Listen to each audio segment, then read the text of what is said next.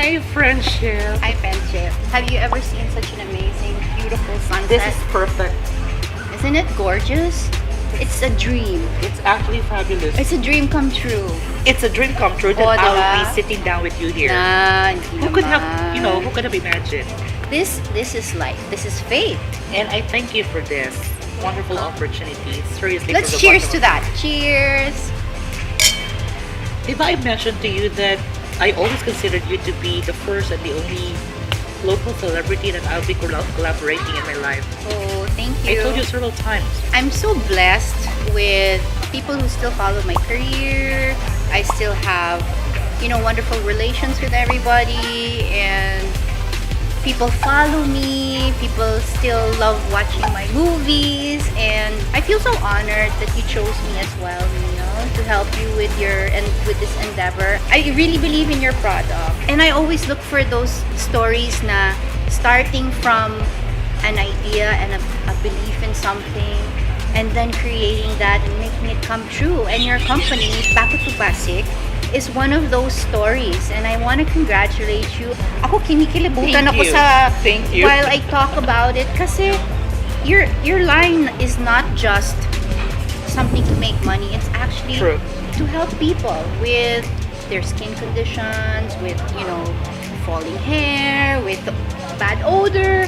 And this is not just basic hygiene. We want to talk about beauty today, right? So tell me first about the company that you started.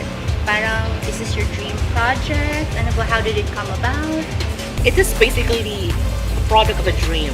I used to work in a huge corporation where I used to handle a huge project like opening a mall. But I decided to myself that, I'm not going to be forever an employee. I was paid because of my skills and my talent, and I wanted to do that for myself this time. So sabi ko, why not build my own company? And why not in a skincare world? Okay. Because I was really challenged in the thought that a lot of manufacturing companies had developed products that are actually not helpful. They did it just for the money, but I said I wanted Baku to Basic to have a different direction. And I asked myself, kung mag-create ako ng new formulation of soap, bakit soap at bakit kakaiba siya? Oo. Kumbaga your inspiration to it. Kasi I'm not a beauty conscious Miss Alice. I just live by day to day. But as I realized way back 10 years ago, bakit hindi nawawala-wala yung skin irritations ng tao? Ang daming acne pa rin ng mga Dami tao. pa rin. Bakit hindi mawala-wala? Ang daming psoriasis. Matatalino naman lahat ng mga doctors and dermatologists na to. But I said, there's something wrong. There's a missing link in the formulation. I said to myself, then I might reintroduce the idea of go back to the basics. Yes. Because we may forgot that our body is composed of natural elements. Yes. Then if there's any irritations, Chemicals. we need to go back by using the natural ingredients. Like foods. Dapat whole foods na kainin natin. What Plant-based. Correct. What you intake is basically what it will appear on your skin. But I said I'll pick one particular thing that will not just highlight the skin conditions, but to also help boosting our local economy. So I decided to choose the first product formulating a cocoa cider or tuba soap. That's wonderful. I like that you are helping our Philippine economy, and you're using our own Localized. local products. Yes. You use plants and products that are endemic to the Philippines. True. Tell us about your journey when you made the cocoa cider soap. The journey was actually not easy. First, I had encountered financial problems. I hit rock bottom. It was 2018 December when all three of my friends, Annie and Jason, nasa kasagsagan na ng Christmas noon that we literally had nothing to eat on the table. Oh my gosh, kailangan natin uminom. Malalim to. Okay, friends, As go. in, December 24th, when we are just staring at each other, and literally, Miss Alice, we only have rice and yung vegetables na lagyan ng sabaw. That's what we had last Christmas. Last Christmas. Last Christmas lang. Okay. So financially, it was difficult. But somebody helped me through it because somebody believed in my vision. I almost quit, but I decided to go on. this will not hamper me to build a dream. So cocoa cider was uh, approved by FDA sometime in January. The first batch of my production came February 8th, and I started selling it online February 12th. And guess what? It sold like hotcakes. Correct. I could not imagine that, God led me to have this huge opportunities. I never knew that cocoa cider will be accepted hit. in the market. Kasi maraming competitions eh. Ano yung competition? Well, we have apple cider. We have a lot of soaps now branded. I decided not to focus on the competition. I decided to focus or to highlight the features and the benefits that anyone can get from using the soap. Wow. And I've actually tried it a few months ago. I've tried the cocoa cider soap. It's black. Bakit siya itim? Kasi activated bubble charcoal and the cocoa cider are good match. Okay. Parang perfect match sila because the cocoa cider is our natural moisturizing agent, whereas the activated bubble charcoal acts as the detoxifying agent. Siya yung tagatanggal ng skin blemishes and all. Kaya nag-exfoliate yung skin mo when you use it. Bakit siya pumuputi? Kasi I notice also pumuputi din ang skin. Because of the presence of kojic, papaya enzyme. These are all natural extract. Alright. And we have the Bellis perennis coming from the daisy flowers. Wow. So extracted. fascinating. Yes. But I hear that it's just the beginning. It Right? is just the beginning. So I just saw this action today, this moringa leaf Luta soap. Ano naman ginagawa na itong moringa leaf? Moringa is one of the most common plants that we have in the country, but only few people in the medical world have actually promoted it for skincare product. Moringa is a natural healer. It makes your skin to go back to its original texture. It has a healing capacity and it's made of all natural ingredients talaga. So kailangan ko rin pala subukan to. Yes. After the cocoa cider, ito naman. Anything else like that's upcoming that you want to share? Well, I'm coming up with my facial cream and my lotion, which we will be doing our cosmetic lines. Can I talk a little bit about it? Okay lang. Imagine, in 10 months pa lang, ang Yes. dami mo ng plano. Naka-line up na lahat yan because I said, a lot of people ask me, bakit ka ganun kabilis? Ideas are immediately stolen, are easily stolen. Hindi lang ako isang tao sa mundo na nag-iisip everyday. So if isip lang ako ng isip and I'm not gonna do it, I'm not gonna implement it, somebody else will. Okay. So I'm not gonna allow that moment to be taken away from me. I'm excited to try them actually. And of course, I'm excited to further collaborate with you. Therefore, allow me to ask this in behalf of our followers. Can I name him? He's an avid fan of yours. Okay, who is he? Carlo Tabilog. Carlo! Sikat naman Yes, yung Carlo. he Okay. actually called me 30 minutes ago that if you're not just married, can he have a date with you? I'm not sure.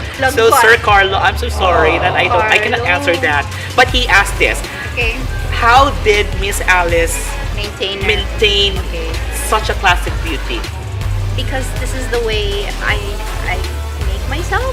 Kasi like you are what you eat. You are what you drink. You are similar to the friends you hang out with. So this is just a part and parcel of who I am. So if I look young, maybe it's because also I have a very young attitude towards life. I have a very youthful way of thinking. And I don't really think about age as being something that's negative because I feel the same as I felt when I was in my 20s and 30s. Like the inner child, the person that I am, is still that same person.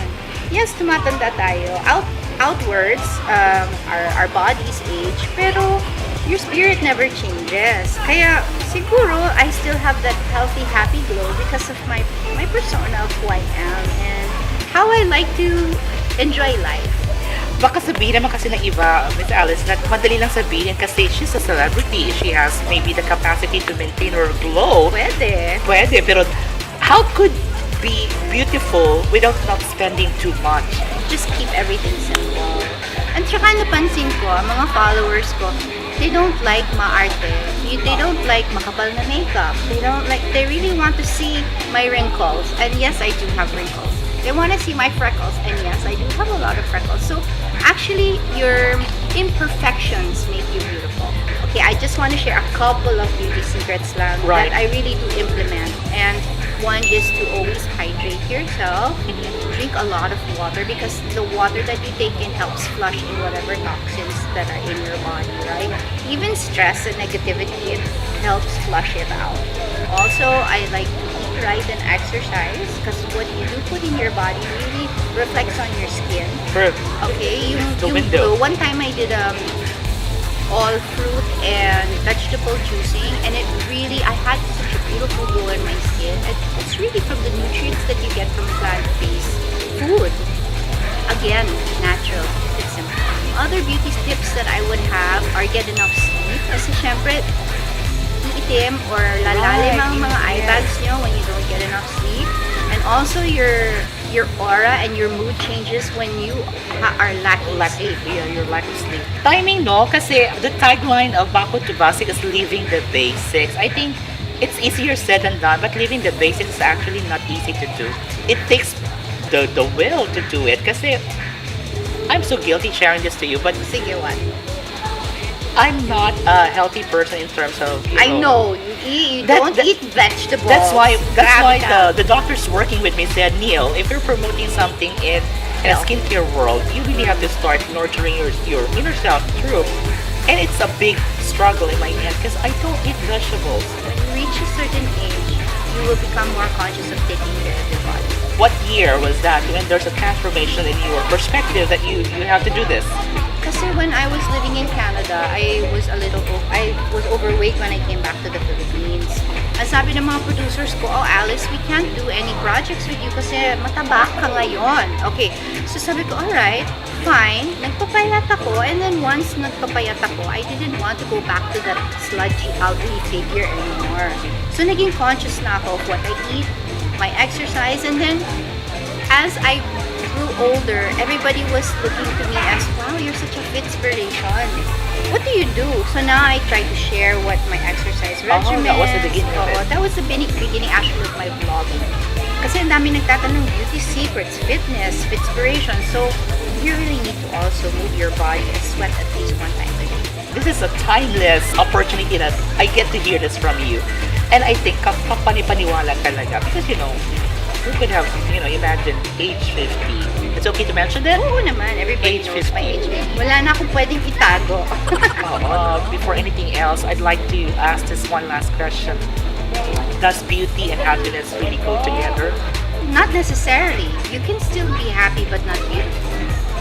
Diba? Yeah. So, in answer to your question, the two can coexist. Kasi I have a lot of friends, they're not necessarily beautiful, but they're happy. They're happy, joyful people. Kasi beauty is in the eye of the beholder, It diba? is. And beauty is all around. So what might be beautiful to them might not be beautiful to me and vice versa. But still, those things that they find beauty in makes them happy. So which is more important, being beautiful or being happy? Ako, sa tingin ko, being happy. Oh, being happy kasi in a way, happiness can make you feel beautiful. It's true. And then when you're happy, pwede ka magpagawa ng kung anong gusto mo. Like say, if your thighs don't make you happy, balay mo siya. If your arms don't make you happy, diba? Whatever you want. There's diba? so much science in beauty also nowadays. Pero syempre, you have to also take what God gives you and be happy with that. And are you happy? Oo naman, super duper happy. Even then. The happiest, the happiest decades of my life. For sure. Not the Jezebel decade. May kwento yun because I was struggling as a youngster. Kumbaga, there's lots of peer pressure. I didn't know who I was at the time. Yes, I was famous for doing a movie, but parang my self-identity, wala pa ako doon. But when I turned like 40 actually, life begins at 40, sabi nga nila. Doon ko na-realize who I am, what my real core values are, what I want to do in life, what makes me really happy, what doesn't make me happy, I don't do it anymore. So, and then what makes me happy, I like to share with other people. Now I want to be happy. Okay. We want to be. And then to be beautiful at the same time. And that's gonna be a long journey for me then. Mag-cheers na tayo kasi It's getting dark. ang ganda ng sunset. Let's enjoy it na lang. Yes, ha? thank Okay. you. And I love you. You know that. Mwah. Thank you so much.